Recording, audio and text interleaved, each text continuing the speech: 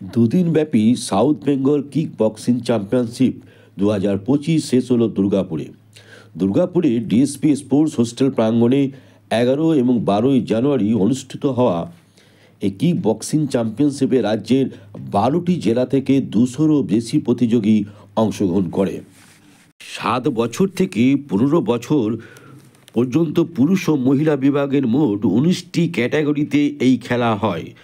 দুদিন ধরে চলা কিক বক্সিং চ্যাম্পিয়নশিপে DIG BSF Anil Kumar, DC east Abhishek Gupta, Durgapur নগর নিগমের মুখ্য প্রশাসক অনিন্দিতা মুখার্জি, বর্ধমান সেন্ট্রাল কোঅপারেটিভ ব্যাংকের চেয়ারম্যান উত্তম মুখার্জি, ইএসআই হাসপাতালের ডাক্তার উদয়ন চৌধুরী, জাতীয় শিক্ষক কলিমুল হক প্রমুখ উপস্থিত ছিলেন।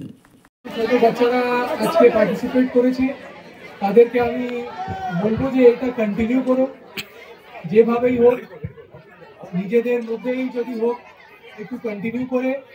আর এর বেনিফিটস কিন্তু লাইফ লং আছে, সব অ্যাসপেক্টে আছে।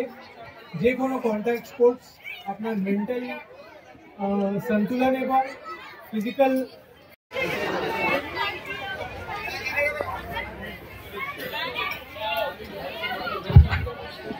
পৌঁছতে পারিনি। তো এখন আমার মনে হচ্ছে আমি এখানে না এসে অনেকটা লুজারি হয়েছে। কালকে এলে হয়তো আরো আগে আসা হতো, আরো অনেক খেলা দেখার সুযোগ হতো। আর আমি চাই যে আমাদের দুর্গাপুর থেকে কিক বক্সিং এ প্রচুর, এখন দেখেছি আমি যে ছোট ছোট ছেলেমেয়েরা, সোনার ছেলেমেয়েরা তৈরি হচ্ছে। আপনাদের বলবো ওদের তৈরি করুন।